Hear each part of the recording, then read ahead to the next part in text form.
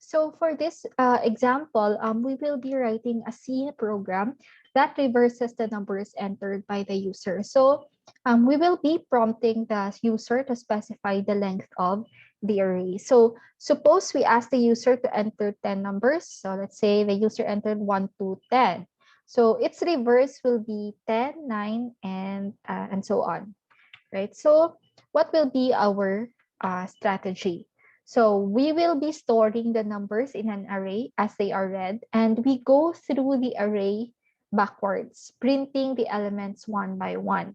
So if you remember from our previous discussions, the array begins with 0, right? So for example, we have grades of length 5.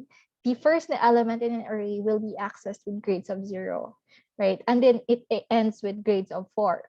So, but in this case, we will go through the array backwards, meaning we start from the grades of 4, or in this case, array of n minus 1, okay, until we reach array of 0. So we won't actually reverse the elements in the array, as in we're not changing the actual positions of the elements in the array, but we'll make the user think that we did, right? So here's our source code. So we start with declaring an array with a length n, which has a value of 10, and then the I, which just refers to the counter in the loops, okay? So if you want to know more about loops and array, just refer to the previous video that I have posted. Okay, so we start with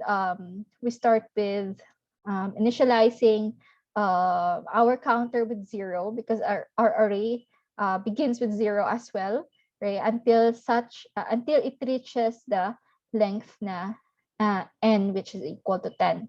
Okay, so for each element that is being entered by the user will be saved to will be mapped to the specific position in the array. So for example, the user entered 1, that will be saved to the first number will be saved to a of 0, 2 to a of 1, and so on. Okay, so and in reverse order, we simply have to um, go through the array backwards.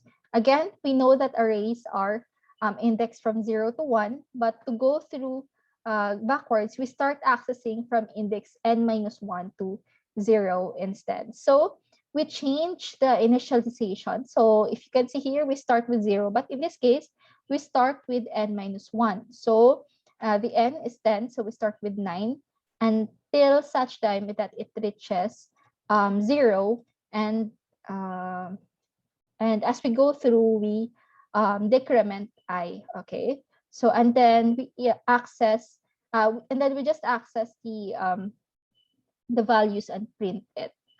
Okay, so